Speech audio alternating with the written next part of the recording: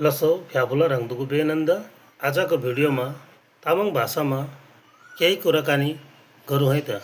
जसो अब घरमा बोलिने कुराहरू जसो हेर्ता के छ खिस खोइ छोड म हेर्छु यस्तो भन्ने कुराहरूलाई जसले सायद तपाईहरूलाई तामाङ भाषा सिक्नुमा सजिलो हुन्छ होला।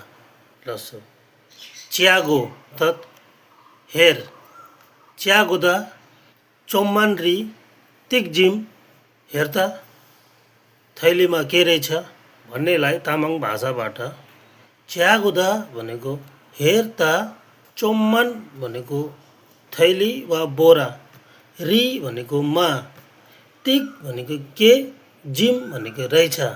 च्यागुदा चोम्मन री तिक जिम हेर्ता थैलीमा के रहेछ। च्याजी भनेको हेर्यो, च्याजी तिगै यारे, च्याजी भनेको हेर्यो तिगै यारे भने केही छैन। च्याजी तिगै यारे हेर्यो केही छैन।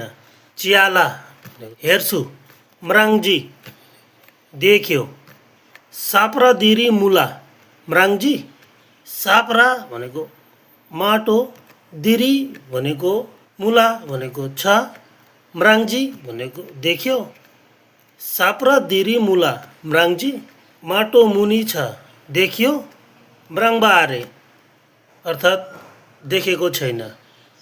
अस्या घाइमी तिगै म्राङ्बारे, अस्या भनेको कोनी, घाइमी मैले त तिगै म्राङ्बारे केही देखेको छैन। लस्सो हुनु त बाह्र तामाङको शब्द उच्चारण बेग्लै बेग्लै हुनसक्छ। मैले बोलेको शब्दहरू कतिपय जग्गामा नमिल्ला। शब्द त तामाङ भाषाकै हो, कृपया नमिलेमा अन्यथा नलिदिनुहोस् होला। आफ्नो कोसिस त यही छ कि झम्बुलिङमा बसिरहेको युलबाहरूले भाषा सिकोस् भन्ने चाहना छ र आशा राख्छु तपाईँहरूलाई भाषा सिक्नुमा सजिलो हुँदैछ होला भनेर। सो थुजिछे।